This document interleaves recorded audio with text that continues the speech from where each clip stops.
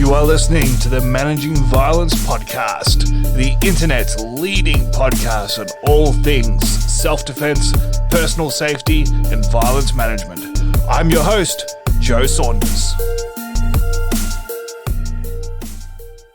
Hello, ladies and gentlemen. Welcome to another episode of the Managing Violence Podcast here for Season 6, Episode 2. Today, my guest is Pamela Armitage, and we're going to get to Pam in just a second. But I have some quick news to report. I need to extend a shout out to newest Patreon subscribers, contributors, Dave Pauly, Raymond Orty. Thanks for joining us again. Ray had a quick break and came back, so he deserves another shout out, especially because he just came back as a tribal elder. So thanks for joining us on this journey, Ray. But also big news, we have a new website. So the new website of the Managing Violence Podcast is www.violencepod.com. That's www.violencepod.com. Now, it's a very functional website. It's much better than the last website in terms of actually being able to follow the podcast. You can search for guests. You can look through the whole back catalog. Every episode will be uploaded live. So as soon as it's uploaded on our hosting service, it will go live on the website as well as every other platform. So a lot less manual work for me, but it also means things will be a bit quicker. And you'll also find that you can rate and review the podcast live on the website without having to go anywhere else. So no excuse now, guys. Please go out, rate and review this podcast. Help us get some more ears on what we're doing. All right, that's my cheap plug for today.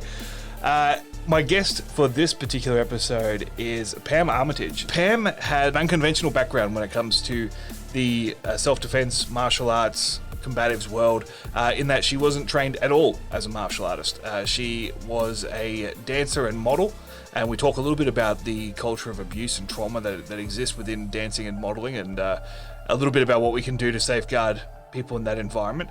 But she has a story about her contact with trauma, and she became a trauma-informed yoga instructor. And upon meeting Rich, got very heavily involved in teaching self-defense for Safe International with Chris Roberts, and now teaches high school girls how to protect themselves, but most importantly, how to deal with trauma in a healthy way. Now, many of you listening to this are hardcore martial artists, you're cops, bouncers, soldiers, whatever. I know, I know.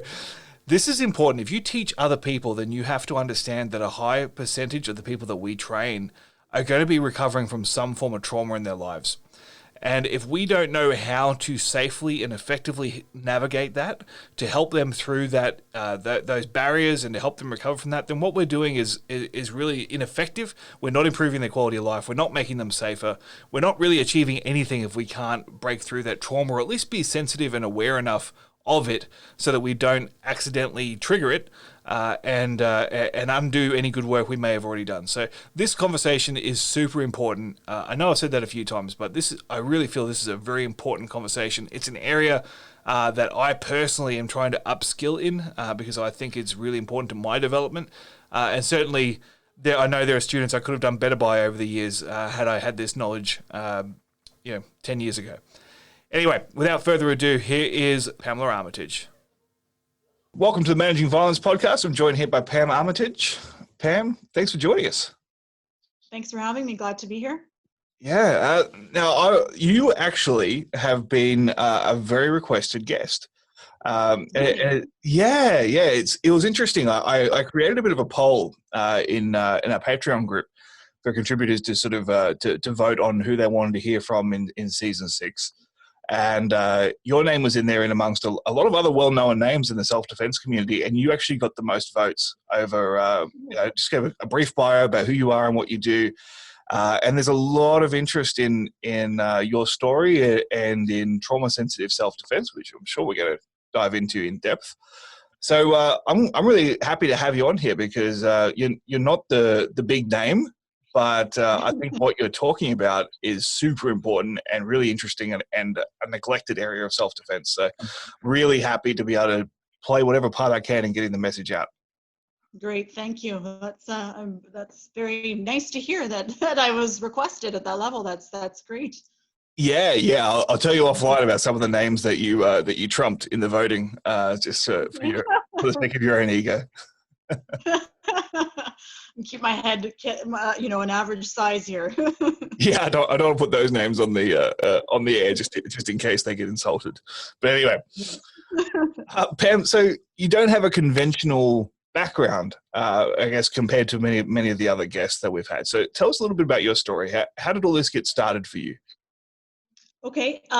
Yeah, I definitely have a very unconventional background. I'm not a martial artist by any means. The only martial art I really have any history with or experience with is kickboxing, and that was very brief. I grew up a dancer in the dancing and modeling industry both. So being in that industry from such a young age, I saw firsthand, predators. Nothing happened to me personally.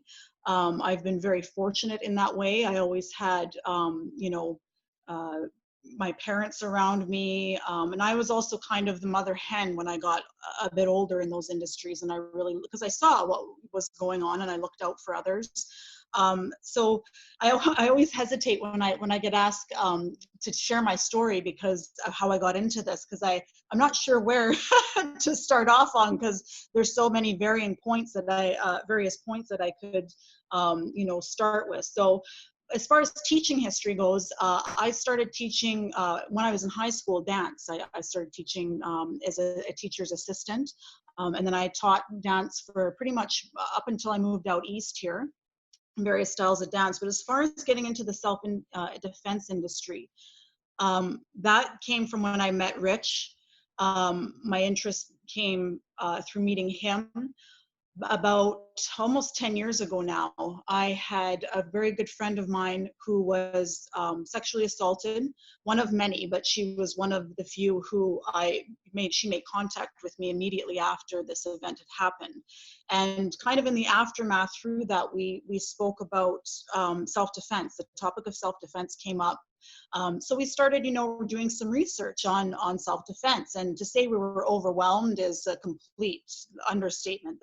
Everything was martial arts based, and that didn't call to us as women, especially her, someone who had been victimized. It was all very artsy or sport oriented, or very much appealed to the male population and kind of an alpha UFC and MMA and the like, and it actually intimidated her, especially after what she went through. None of them were talking about prevention, about what she went through. No one spoke about trauma and the like. So I ended up, Rich and I had a mutual friend.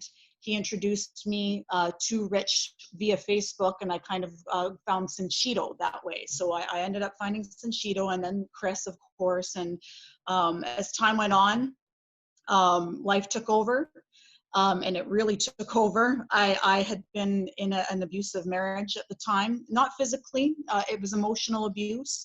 And I didn't realize that what was going on. I had no idea that what I was in was an emotionally abusive relationship. As I found out through therapy, emotional abusers tend to not realize that they are being emotionally abusive. It's not, purpose. It's not, they're not name. It's not like psychological abuse. They're not, intentionally name calling and the like. It's not control. He wasn't controlling or manipulative or jealous. There was none of that. It was his own trauma being projected onto me and those around him. So as years went on, I ended up developing anxiety disorder from that. And it got so bad at a point that I was literally waking up in a panic attack. The minute my eyes opened, I was in full-on anxiety attack, panic attack mode. I, went into therapy. I was on anti-anxiety medication very temporarily. I didn't want to be on something permanently, so I went on something just to help me function and get through it. And then as I kind of woke up and realized through therapy what I was going through, I really started to become aware of the subject of trauma. I had some experience with it before with my sister. My sister had gone through a lot in her childhood that she didn't, come forward with to us as a family until much later.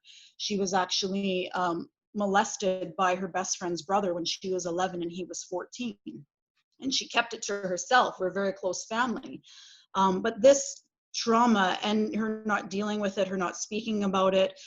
In her early 20s, she ended up being assaulted again twice, once by a boyfriend, the other by a police officer who had picked her up for drunken disorderly and actually assaulted her in the back of his car and then left her on the side of the road. This ended up leading to struggles with addiction. She became fully engulfed in heroin addiction. In 2015, she lost her battle with heroin addiction. She died at Christmas in 2015, and that kind of sent me off the rails, if you will. That just amplified the trauma I was already going through being in an abusive marriage. It threw me into a depression. I ended up being diagnosed with PTSD about 7 months after she died. I had gone through, this is when I went into my yoga certification. Yoga was something that was recommended to me through my counselor and my therapist, I should say. And it helped me tremendously. It helped me manage my anxiety. I was functioning. I was actually building the courage and confidence to leave that relationship. And then my sister died, and it was like, 5 steps backwards again. So I went in and I found a yoga teacher training program that focused on trauma-informed and trauma-sensitive specific teaching styles of yoga. So all that meant was it was just like your regular curriculum of RYT 200, the 200-hour program, but with a trauma focus. So there was several hours of that where we learned all about trauma. We learned about PTSD. Not everybody with trauma has PTSD, but everybody who has PTSD has experienced trauma. So we learned all about that. That's kind of, and through that 6-week intensive, I had built that courage to leave. As soon as I got back home, I left, and within about 9 months later, 10 months later, almost a year later, actually, it was a year almost to the day, actually, now that I'm thinking about dates, I was out east. I was living with Rich. Rich and I met just maybe a few months after my marriage, or both our marriages actually ended. We met a few months after. I got into the self-defense, and through training with him, we ended up falling for each other. And I learned that if trauma is my purpose and bringing awareness to that, the yoga is the healing aspect of that, helping people deal with the aftermath, being safe in their bodies again, being able to be mindful and manage their PTSD, their anxiety, their depression. I realized that the self-defense side of it is empowering. It is also something that can be used to hopefully prevent trauma at the same time. So there's a prevention and empowerment aspect with the self-defense, and then that healing kind of aspect with the yoga. So my background, is very unconventional. I started as, like I said, a dancer, model, and yoga instructor. My passion for trauma was just amplified with the loss of my sister. She is why I do what I do. Because I know firsthand that there's also this kind of thought that I've been it's been pointed out to me before. Do you think that in your head you're subconsciously rescuing your sister over and over again by doing this? And I'm sure that's kind of a driving force from that, but I'm also aware enough to realize that that is not obviously possible with her being gone. But I know firsthand that I am saving lives from the sheer volume of testimonials I've received from students who overcame, huge odds, not just even from physical points, but, Rich and I heavily go into the personality disorder side, antisocial violence. And we had one particular student. We feel this is so important to talk about antisocial personality disorder, sociopathy, narcissists, and that, not only because we understand that these are the types of people that commit antisocial violence, but emotional abuse. That's very traumatic. I'm a survivor of it myself, and I can tell you firsthand that the trauma that it causes, it was a big part of why I was diagnosed with PTSD, along with the loss of my sister. But we had one particular student in Montreal at a high school. And when we went over the part of our curriculum where we go heavily into personality disorders, and we were speaking about narcissistic personality disorder, she realized through that and through the resources we gave her to kind of study a little bit further that both her parents are suffering from narcissistic personality disorder, not one, but both. And it was the cause of her anxiety, her drive to please, the codependency, all that stuff. So she, on her own terms, this is a 16-year-old girl, sought out counseling and therapy on her own. She got a job and paid for it herself so that she could gain the tools to deal with her parents, to be able to put those boundaries up and not take things personally. She has a plan for her future to, when she's a certain age, she can leave home, working so she can save up for school and get away from home when she's able to. She graduated this year, and we're in contact with her, and she's doing great. So the trauma side of things, I think, is so important. And as Rich has told me several times, that was the missing link that he was constantly looking for. He wasn't aware of it until I came into the picture and said, what about this? That's trauma. All this is trauma. It's such a huge part of it. And, it's, I know I'm unconventional, and I think a lot of people probably think, what is she doing in this industry? She's not a martial artist. I'm not a martial artist. And I think that I bring some value to the industry because I'm not a martial artist, because I have Absolutely. a personal experience on so many different realms, not just from being a survivor myself, but from seeing what trauma does firsthand to a family and to someone close to me. Absolutely. There's so much to unpack from that story. But I think what you say is 100% correct in that not being a martial artist gives you a different lens. Because if we go back to the very beginning of your story, you're a young dancer, model, an industry that is rife with abuse. And Yes. it's not something. Look, I've met a lot of martial artists. Not many of us can pass for dancers or models. So there's not many of us that have firsthand experience with what it's like to be basically in an industry that, at its worst, is grooming for sexual abuse and for eating disorders and all sorts of other nefarious trauma. And no amount of martial arts is going to help a 10-year-old girl who is being groomed for to please those around her. And as you said, it may not be a violent attack. It's a lot more nefarious than that. It's slower acting than that. There's a lot more that needs to go into keeping that person, whether it's a male, female, whatever, safe in that environment. What are some of the things that you look back on? You said you were fortunate in that your parents were around and you had protection. What are some of the things that you identified that, I guess, for parents now that may have kids that are in that world, or that are interested in dance or modeling or performing, and they're nervous about it? What are some of the things that you saw that went wrong, and what are some of the things that can help parents, I guess, protect their kids a little bit more in that environment? Okay. Excellent question. I think that, if you can chaperone, you should always chaperone. But obviously, in some situations, that's not going to be possible.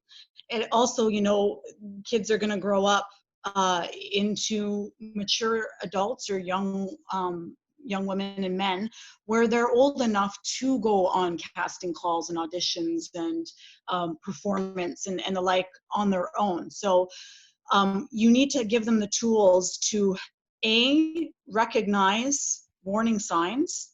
And a lot of this information is found on our website as well, where they can learn how, what those warning signs are, studyofviolence.com. But also, one thing that's very important is demystifying the idea that violence is always physical, first of all, but that it's perpetrated by a stranger. I think that, like you said, the grooming, these are, people who, it's someone that a lot of the time. So they need to understand, children and teens, and even young adults as well, need to understand that just because someone has always been a certain way with you, and you've never had your intuition go off maybe, or a red flag. They've always seemed really nice, and that it doesn't mean that you're safe to be alone with that person. I think that it's very important that, they don't be alone with some of these individuals. I think that they should always look out for each other, creating kind of a community amongst models, and in the entertainment industry is looking out for each other is a big one for sure. Recognizing the behavioral signs and understanding that it could be anyone at any time that could potentially try and victimize you. Don't kid yourself that anyone is safe.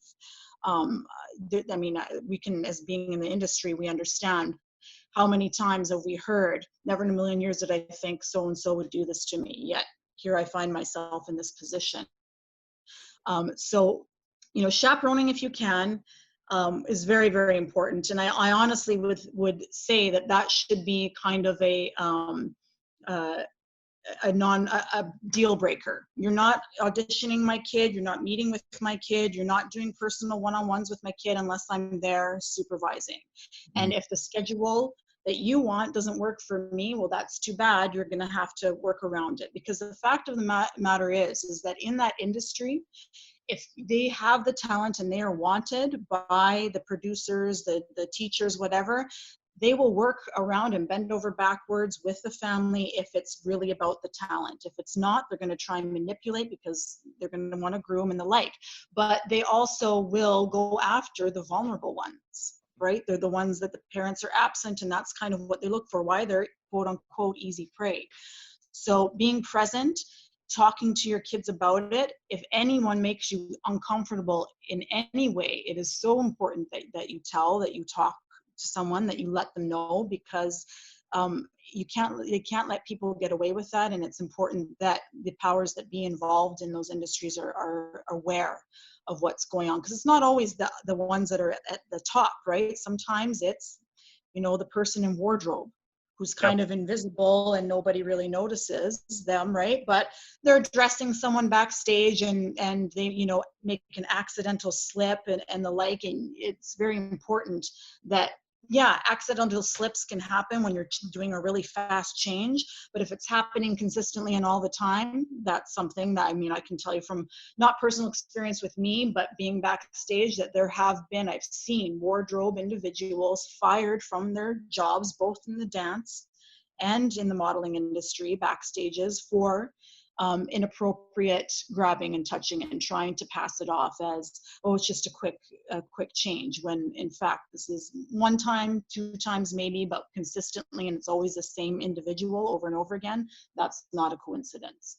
So recognizing behaviors, being present if you can, never ever going anywhere alone with an individual in that industry ever. You have, even if it's another model or dancer that comes with you, you have the buddy system. It's important as well, and open lines of communication between the parents and the children as well. So, and addressing these concerns with the people, the powers that be in these industries, the teachers, the production assistants, having these open conversations with the parents and those involved about the safety that's going on in the school, the studios, and on sets, if you will. Yeah, how much do you think is a cultural education about what's acceptable and what's not? Because I know, having known a few ladies that have come through that as young teens, like it was almost like there's an element of sex that was accepted as normal. Like it's like, well, this is what you have to do to get ahead, and that it's nothing wrong with it. It's how the industry works. And it's like, to me as an outsider, it was like, holy shit, like this is like you've like made yourself okay with this, and it's traumatic to see like how early that starts, and I think we're probably making progress there, like with some of the high profile arrests and so on that have happened in recent years. I think we're probably starting to cast a little bit of light on it, but I think that we're also having a secondary battle where I think the porn industry has become so mainstream and socially accepted that there's like now this weird little crossover between normal dance, modeling, acting, and porn, and is that an acceptable career path? And well, what how do you get into that? And like it's this weird like melting pot of culture of normalizing of abuse, and I think also blurs the lines where like. I know this is not a well structured question. This is me ranting, but, I know that just talking to people I know personally that have been through these situations, they felt like their abuse was consensual at the time, except they were 14 years old. Right. It was someone that they felt they loved, that they always looked out for them. It was an older man that was always the grooming, right? It was, 100% grooming. And they didn't realize until they're 18, 19, 20 years old that they'd actually been abused, they'd been molested. But it never felt like that at the time because they felt like they were in control of their choices. And oftentimes the groomer or the abuser had very subtly created a wedge between the child and their parents. So it was an act of rebellion. You're an adult now. You can make your own decisions. And this is very classic, late stage pedophile behavior. But look, there's so much to unpack there in terms of setting a culture and setting norms and having those conversations about what may happen and what's okay and what's not okay. And I think we avoid those conversations. Like, I've got 4 daughters, right? They're getting to an age now where my oldest is 8. They're getting to a stage now where I'm going to have conversations about what bad people may do. And if we avoid those conversations because it's uncomfortable, then last thing you should do that is so dangerous is avoiding the conversation, right? Because it's uncomfortable, or a lot of them, a lot of parents don't want to scare their children. And I understand that. I do. We want our children we want to keep them in that bubble, right? We want to keep them in this bubble where it is all about, puppies and ice cream and being a child and that wonder. And it's really shitty that we even have to have these discussions, that this stuff exists and we have to talk to our children about it. But nonetheless, we do have to talk about it, because not talking about it is not protecting your child. It's actually setting them up for disaster. Power, knowledge is power. I know that's a cliche, but cliches are cliches for a reason, because there's a lot of truth to them. And I really believe that it is critical that we talk to our children about these things. We talk to them, and we have to, parents themselves have to educate themselves on what it is they're informing their child of. Do I have all the facts straight? Do I actually really understand predators and how grooming works, and what are examples of it? So if a parent doesn't know those things, they need to first take the time to educate themselves, to learn these things. What does a predator look like? What does online grooming and trolling and all that stuff look like? Learn all about that. Learn everything you can, and then talk to your children about it and learn with them. Right? It's really important that they understand that, and that it's not always an adult. My sister is a perfect example. Her first experience with, sexual assault and abuse was from another kid. It was her best friend's brother, a 14-year-old boy at the time, 13 or 14 at the time. And you can almost guarantee that he was a victim of abuse himself. For sure. Statistically, that's highly likely.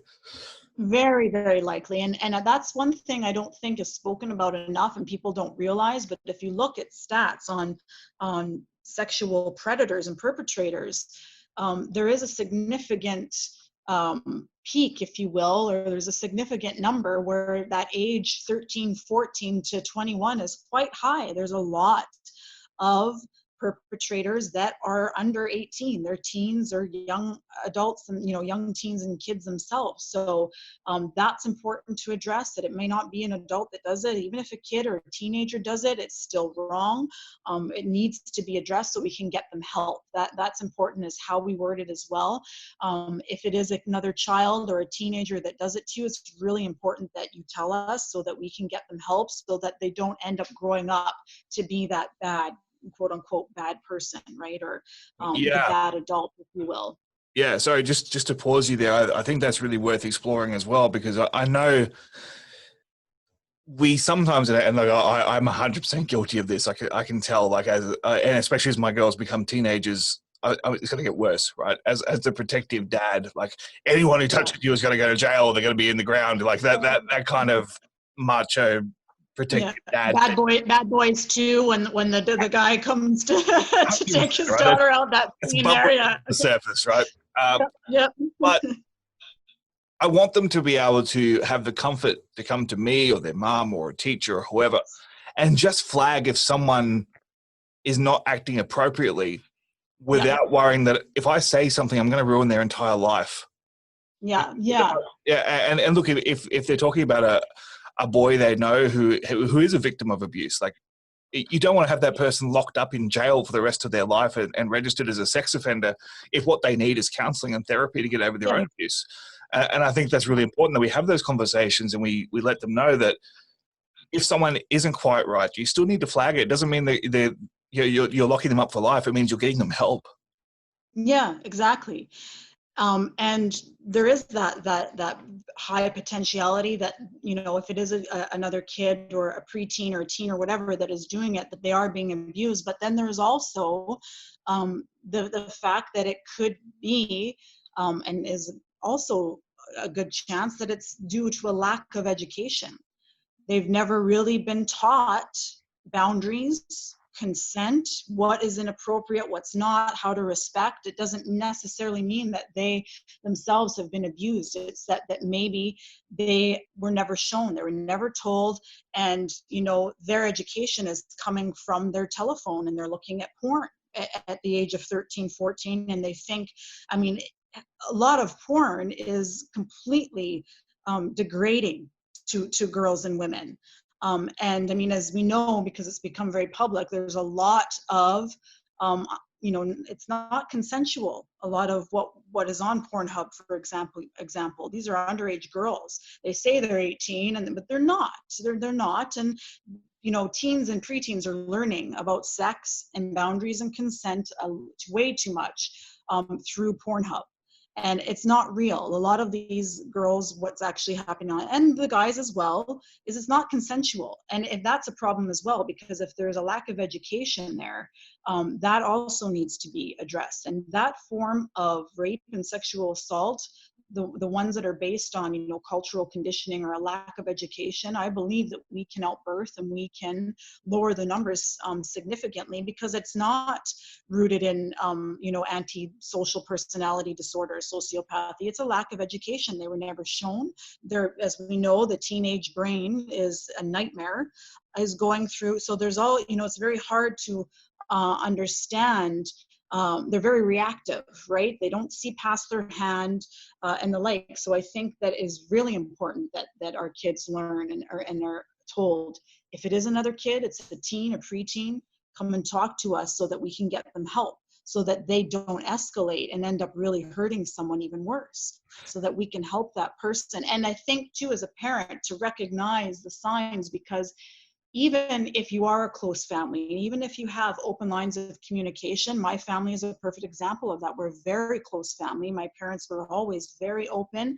If someone ever makes you feel uncomfortable, and my parents were never a stranger danger. It was always, even if it's your uncle, your neighbor, anybody, you come talk to us. Well, it happened to my sister and she never told us. She didn't want to get him in trouble.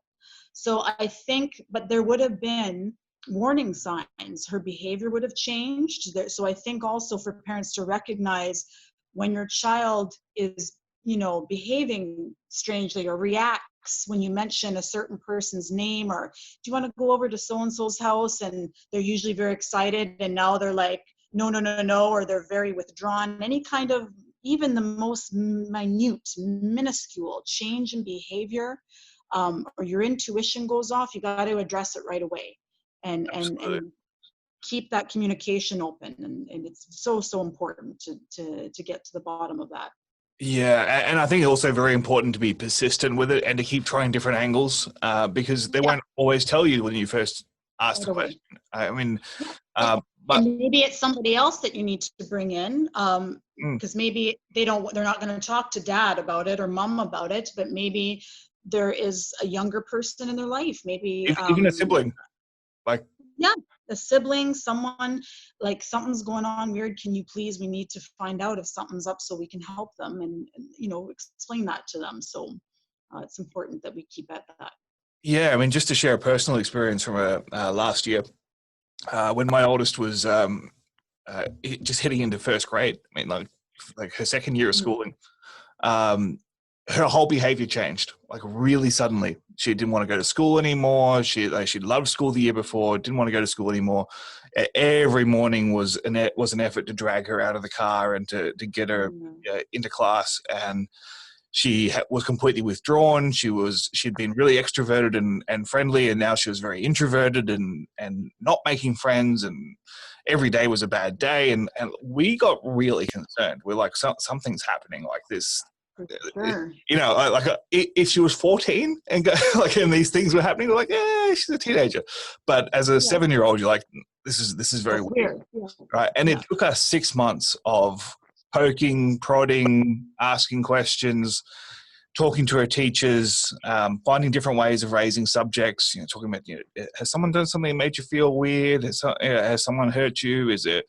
Is there a grown up in your life that's, that you don't feel safe with? There's like all sorts of different things. And we're looking at school, we're looking at our church, we're looking at like everything, just because something was off.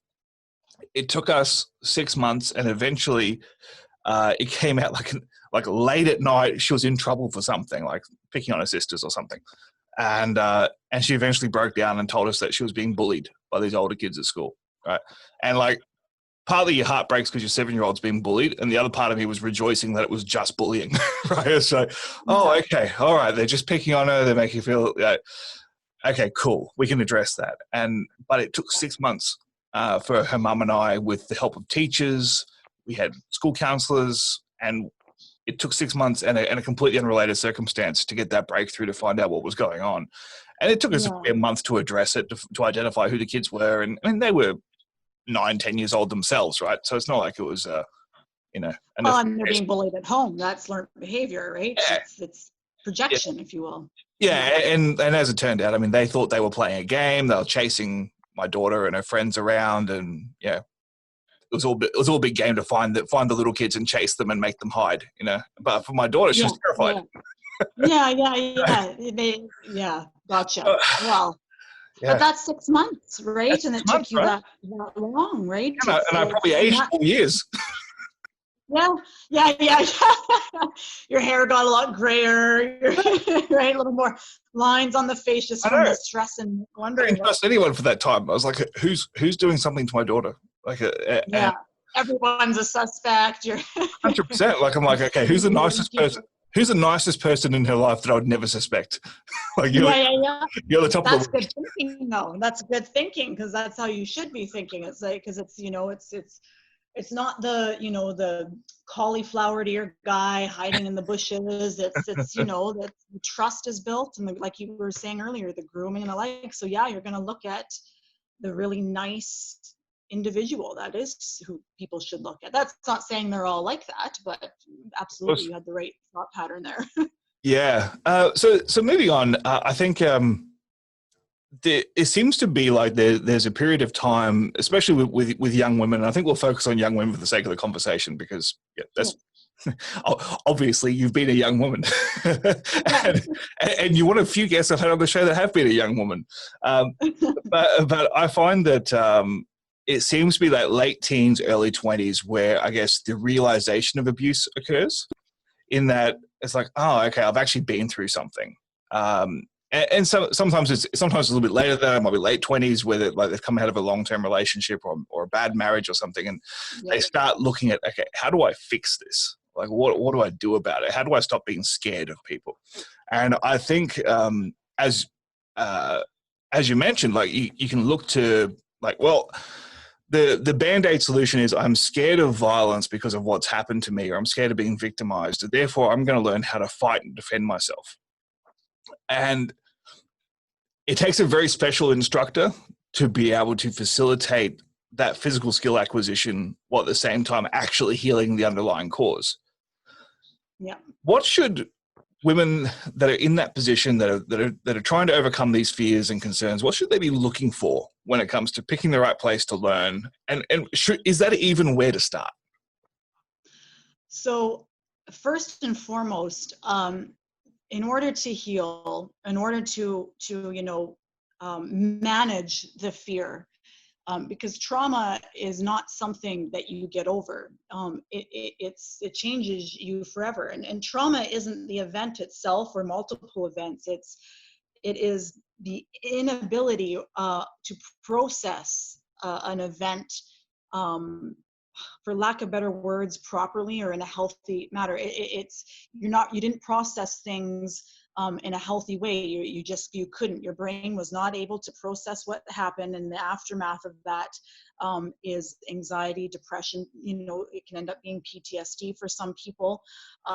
So as far as getting over and managing, I would say that fear, that distrust that comes with that is not something that you're going to learn in a self-defense class. That is something that needs to happen through healing. And healing comes from therapy. And now I know a lot of people are they have an aversion to therapy because they had a bad experience with a therapist. And believe me, I completely understand. I've been there before.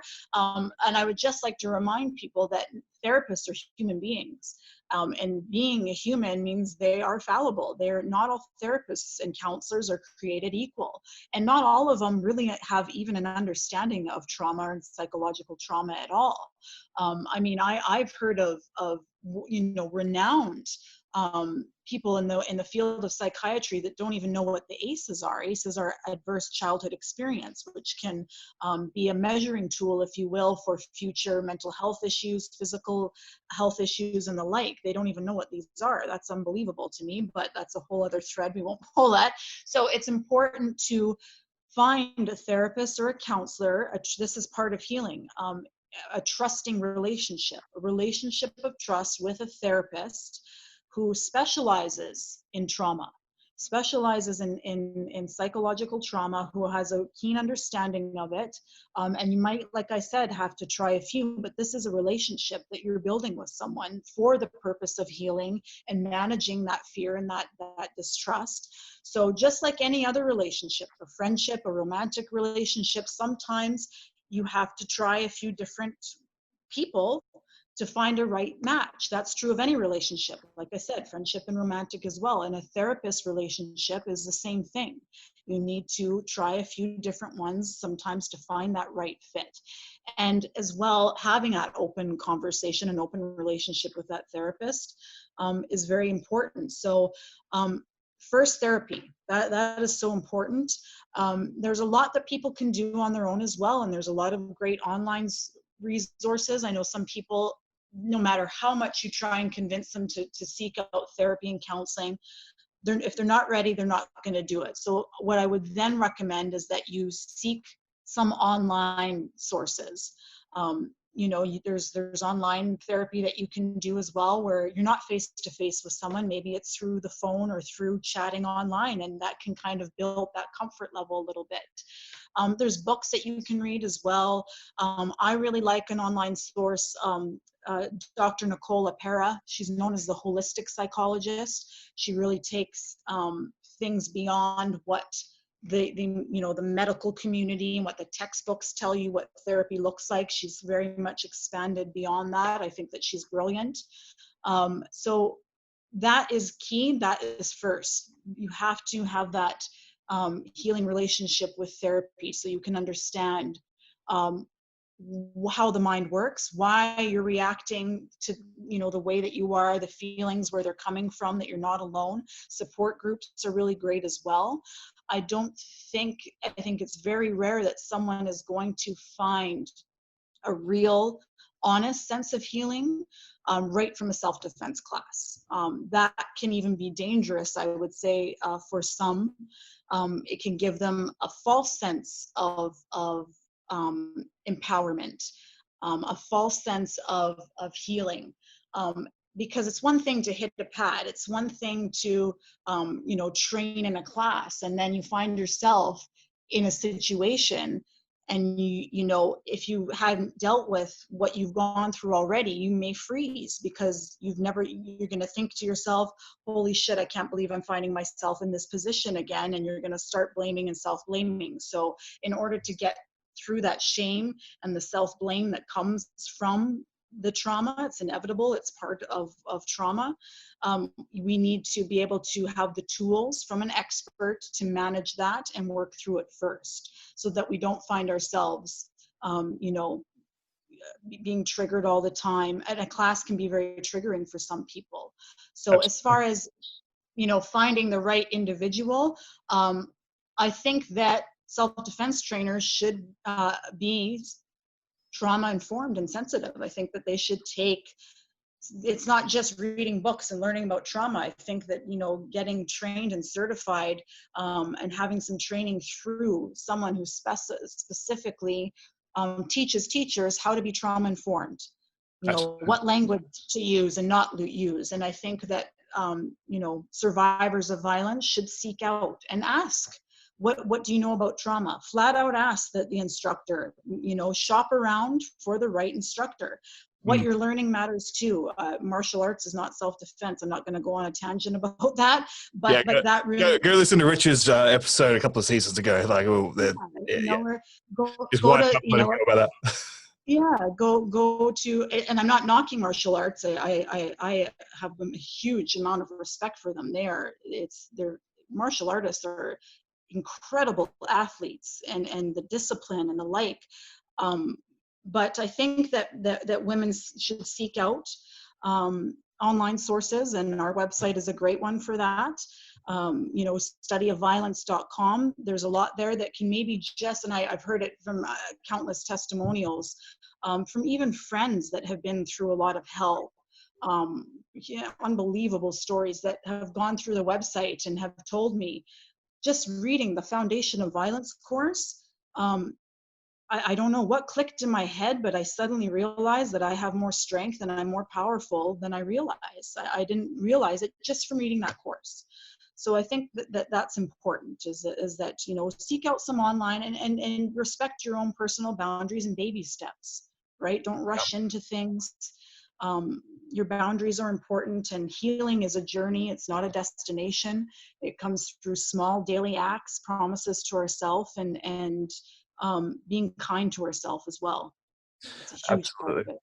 Okay, I'll tell you a little perspective shift for me when it comes to therapy and trauma happened quite accidentally. I was in Russia. Sorry, I was actually in Kazakhstan, and I was competing in a wrestling competition, and I was trying to find the Russian word for injury to try and explain to one of the one of the officials that I had an injury. And my translator said, trauma. And I was like, oh, trauma. Okay, right, cool. So in Russian, like, the word for injury is trauma. And I was just sort of reflecting upon that later. And I thought, so we talk about trauma emotionally, but trauma is an injury. And if I had a broken leg, I'm not going to go, you know what, the logical way to heal this is to go and kick the heavy bag until my leg isn't broken anymore. Right? Like, exactly. That's not how you deal with that. If you had a broken leg, you go, okay, I need to go get professional assistance to put things right, and then I need to undergo a course of physical therapy to until everything is healed, and then I'll slowly reintegrate stress onto that limb, and then eventually it's going to be fine. And yet, exactly. That's exactly the model we should be looking at for. I had Professor Matt Larson on the show a couple of times, and he talks about PTSD with soldiers as a moral injury. It's an injury. It's something that needs to be healed correctly and professionally and over time. It's not something you can just like put aside. I mean, although we've got plenty of experience of putting aside physical injuries and pretending they don't exist, but you do that psychologically at your detriment. And blame it on age. Just getting old. Totally fine to be in my 30s and unable to move. That's fine. That's normal. It's normal to glance to the right and throw my neck out for a week. That's nothing. You live with Rich. So I've still got the video of me breaking your shoulder. That was a perspective shift for me. And it was just weird, just like finding, oh, the word in that language is the same as what I would normally associate Yeah. with emotion. And it's just gave me pause. I think we were about to transition to a really valuable area. Now, a large percentage of my listeners are instructors in some form or another. A large number of them are traditional martial arts instructors or self-defense instructors, combatives instructors. They may not be specialists in trauma. In fact, I'd wager a majority of them are not, because it's not something that is taught as part of it. You don't get your black belt and then when you pass your instructor certification, they teach you all about trauma and how to deal with abuse survivors. Like, that's just not something that happens. And like you say, there will be those that will seek out the readings and they'll try to educate themselves, which is fantastic. I think they're probably still the minority. Other than just being honest about your skill set, and this can be a challenge. I've said many times over that the thing that shuts down martial arts schools now is not being able to pay the bills. It's not it's not whether what you're teaching is effective. It's whether you're getting enough students in the door to keep the lights on. So it can be hard to tell a prospective student that, sorry, I don't have the skills to help you. You need to go somewhere else. Maybe this mixed martial arts gym isn't the right place for you. But for those instructors that are trying to educate themselves, I think studyofviolence.com is a fantastic free resource. It's a game-changing resource.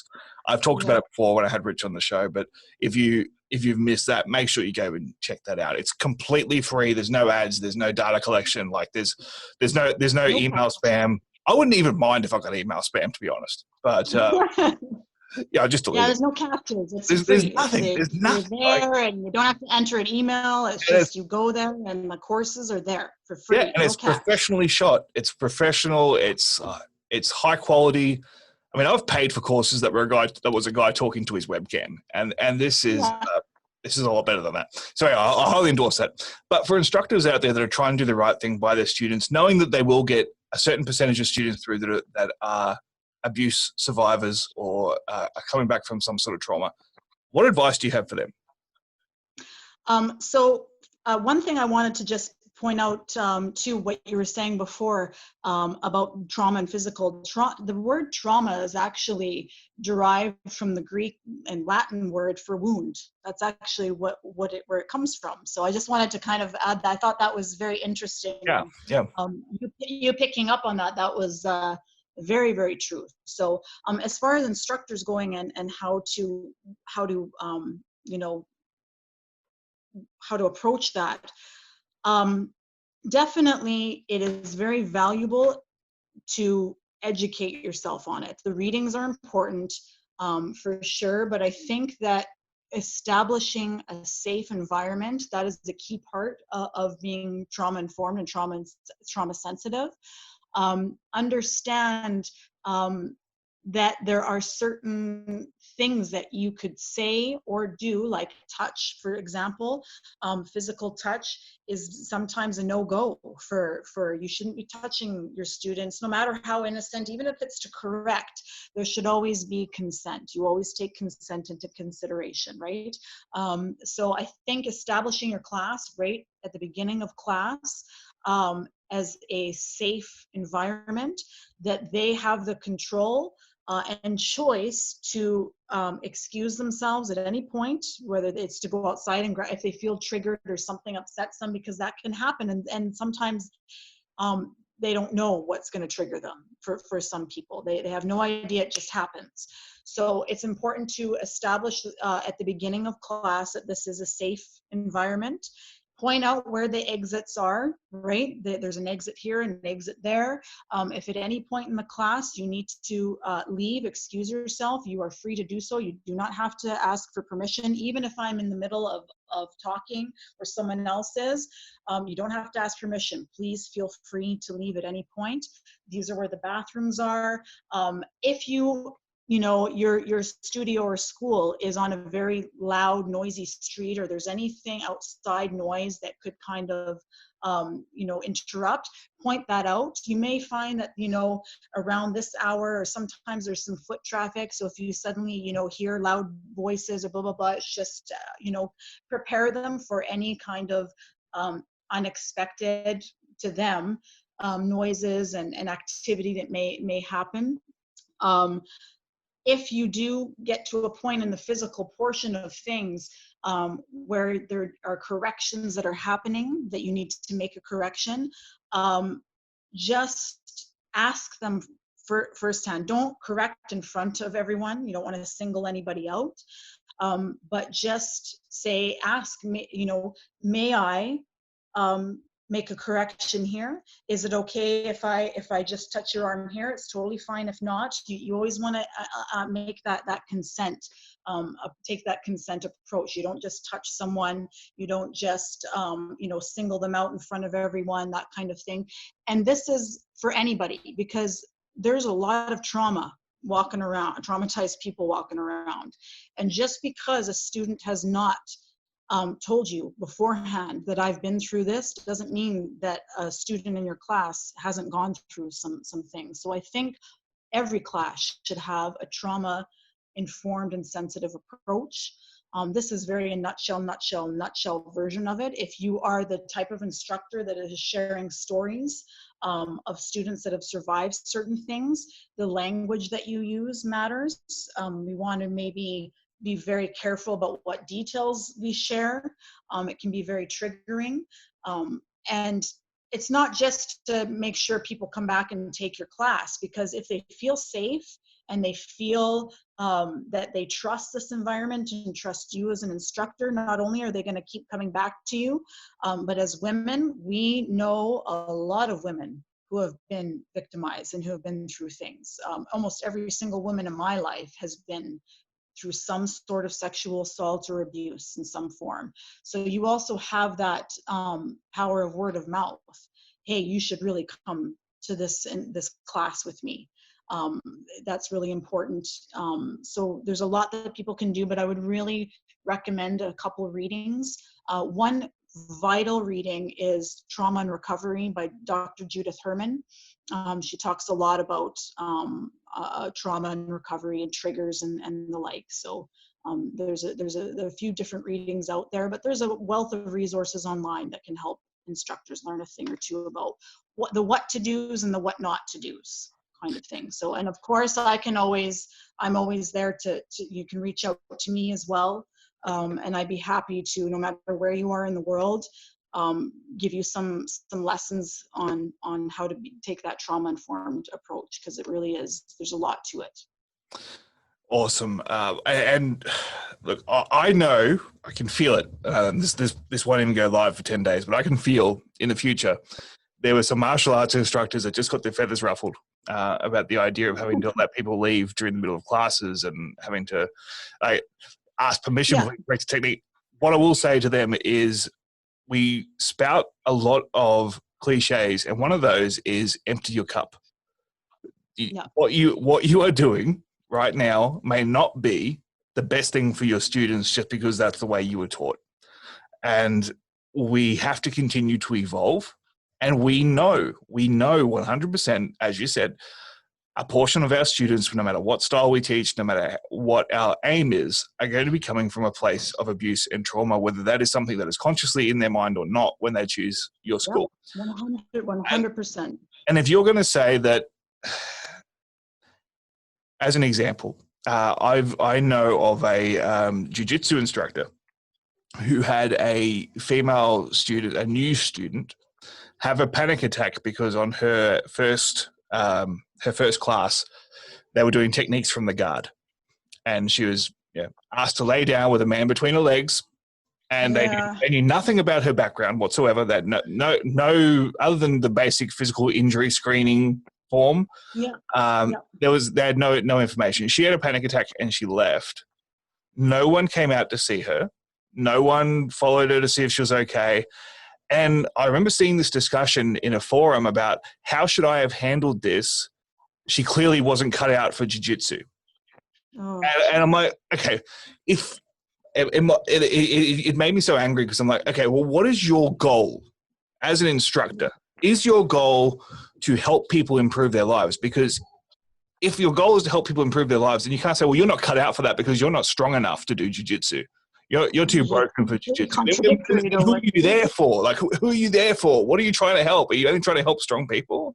I mean, if your goal is, like, my 100% focus is training professional fighters, cool. Okay. Don't accept students who don't want to be professional fighters.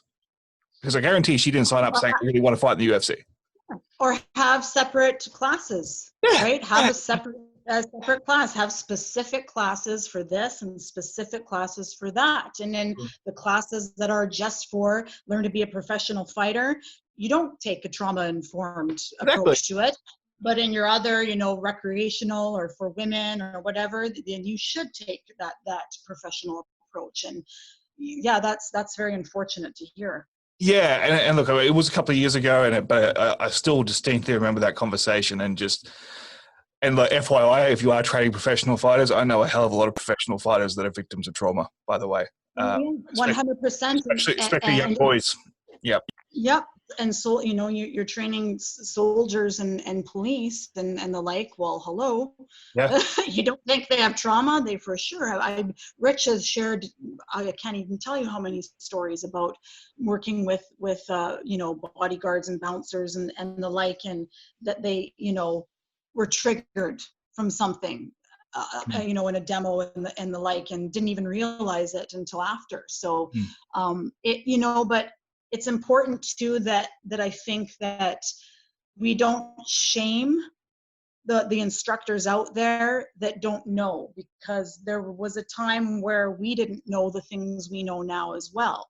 So I really believe in teachable moments. And I think that this industry and a shift that's happening in it with, talking more about de-escalation and talking more about anti-social personality types, which I think is a critical part to cover. I don't think that should be left out at all, because it is it's a result of trauma. Sociopaths are made. Narcissistic personality disorder is a result of trauma. These are the trauma is the core root of so many of our societal issues, and it's the cause of violence in itself. It really is. It's even in the social violence thing. What is social violence? Why does it happen? Because of ego. And when your ego is inflated and out of control and you have to be right all the time, that's from trauma. That's from not being, taught emotional regulation and how to manage your ego and your anger properly. You have something to prove to someone. Why do you have something? Everything is a root cause of that. So I think that these things are important. I think that it's really important that when we look at people fighting and debating online about what is what in this industry, sometimes it's a lost cause. You're not going to reach some people, and you got to find that line when, okay, you're not reachable. I'm not going to spend any more energy trying to educate you or extend that olive branch, if you will. But I really think it's important to take those teachable moments and hopefully expand this approach to people. Learn from it, right? Why did this trigger my student? I don't understand. Well, there's something that you can learn and seek to understand about that situation. So Absolutely. And as you said, they're teachable moments. They're not moments for you to validate that you already know what you're doing. Exactly. And for you to boast and be like, well, I know all of this and brag about that you know more than this person. That's ego based. Again, that's an inflated ego, and you're going to alienate people with that attitude, not help or help that individual and teach that individual. You're going to shun them. Exactly. And I think a large part of that is just deciding what your mission is. I mean, look, if I'm a dentist and someone presents to me with childhood trauma, I'm going to say I'm probably not the right professional to help you with this particular issue, right? I'm here to fix your teeth. That's my skill set. Exactly. If I'm a martial arts instructor and I just want to pass on the beauty of Goju-Ryu karate, and I've got no real outside influence other than just passing on that particular style of movement and martial art, and that's where I want to focus all my attention, then that's fine. But pretend you're something you're not. If you are if part of your mission is to make the world better and to improve your students' quality of life and to make them more equipped to deal with conflict and stand up for themselves and to have more confidence in their lives, then this is something you can't ignore, because it like there's a meme going around that goes around every now and then about, you know, the gateway drug is trauma, right? Like Yes. nearly all drug addictions come from a place of trauma. Trauma. It's Abusive trauma. behavior comes from trauma. If you Yeah. ask people on the street, why do you think society is more violent now than before? They'll say, drugs, alcohol, mental health issues. What is the root cause of drug and alcohol abuse and mental health issues? Trauma. Trauma. Yeah. Yeah. So antisocial, kids aren't disciplined anymore. Okay, cool. Why are kids not disciplined? Or their parents aren't involved. Okay, why are the parents not involved? Trauma. Right? Trauma. This is the root cause of nearly everything. Everything. It is everything. And this is something that I have been, before I was even in the self-defense industry, for the last, 5 or 6 years, that I've been screaming from the rooftops. Like this is everything. Everything is from trauma. It is the root cause of all. It's the core issue. And also, I think that's really important is expanding the definition of trauma. That's another thing, is that people don't really understand what trauma is. It was several months ago now, I even did a little survey on, when you think of trauma, what is trauma to you? And there was quite a variation of answers and perspectives of what it was. And they were all, to some degree, correct. But the one thing that was common for everyone, with the exception of one person that answered, and she has her master's degree in psychology, was that it was an event. And it's not the event. Trauma is the aftermath. It's the psychological reaction to an event. And it isn't just an event. I believe that expanding the definition of trauma is very important. This is something that Dr. Nicole LaPera and like Gabor Mate, Dr. Daniel Siegel, there's mounds of experts in the field of psychiatry and neuroscience that are advocating for this, that it's a childhood experience. You could grow up in a house where all your needs are met, your physical needs, are all provided for. There's, some affection, but maybe there's, you weren't taught how to regulate your emotions. So when little kids start to first, for example, experience these big emotions for the first time, like jealousy and anger and frustration, and these are new experiences for them. They don't understand it, and they're very overwhelming to such a little mind, and the brain is just still developing. It's the adult's job and the parent's job to create a safe place for this child to experience that.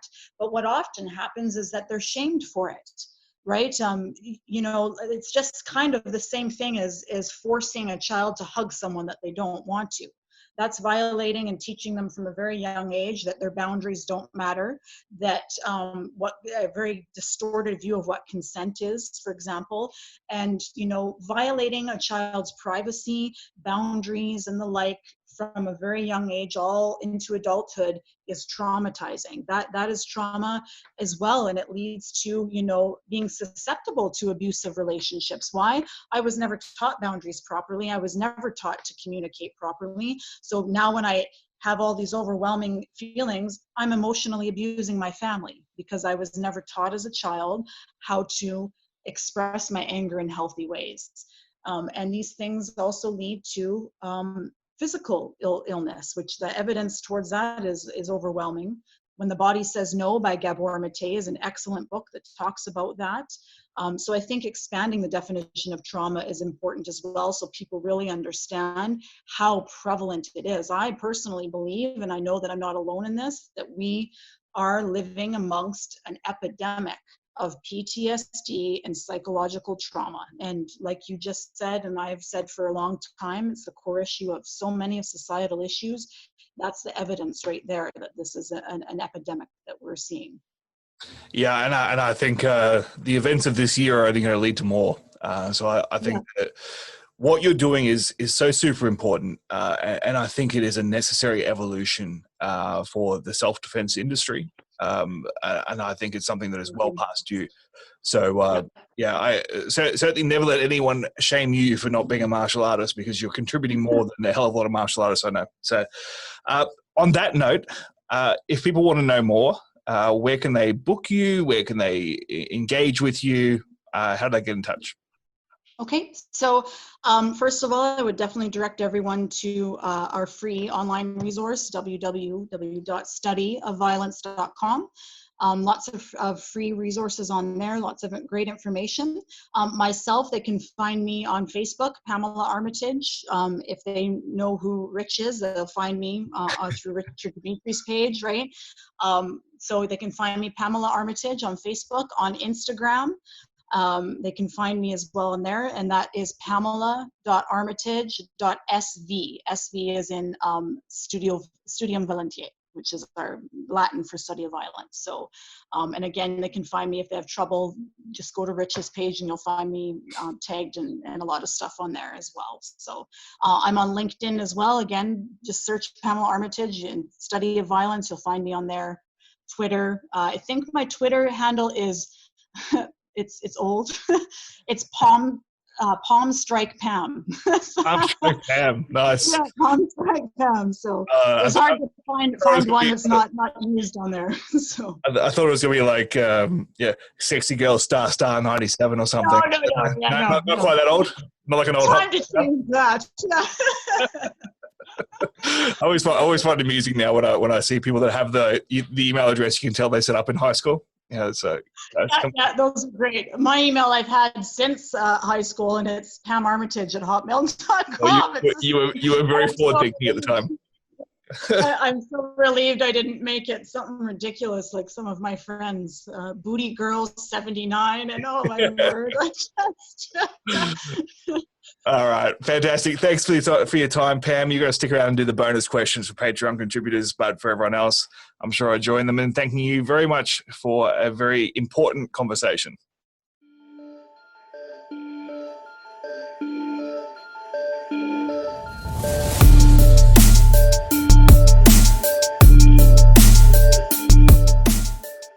Thank you once again to Pamela Armitage. Make sure you check out all the amazing work that her and Rich are doing over at studyofviolence.com. For my money, the absolute best free resources on the internet for learning how to manage real violence, other than this podcast, of course, in conjunction with this podcast. Also, make sure you check out our new website at www.violencepod.com. And if you want the bonus content from this episode and all the other episodes, head on over to www.patreon.com/managingviolence. Sign up and get all the perks today. And ladies and gentlemen, the biggest announcement so far. Next week on this very show, Tim freaking Kennedy, former UFC fighter, Special Forces soldier, hard to kill, reality TV star, all-round badass, Tim Kennedy will be on the show next week. Season 6, Episode 3. Tell your friends, tell your grandmother, don't you miss it. It's amazing. Can't wait for it. Until next time, one more plug, violencepod.com. Talk to you soon.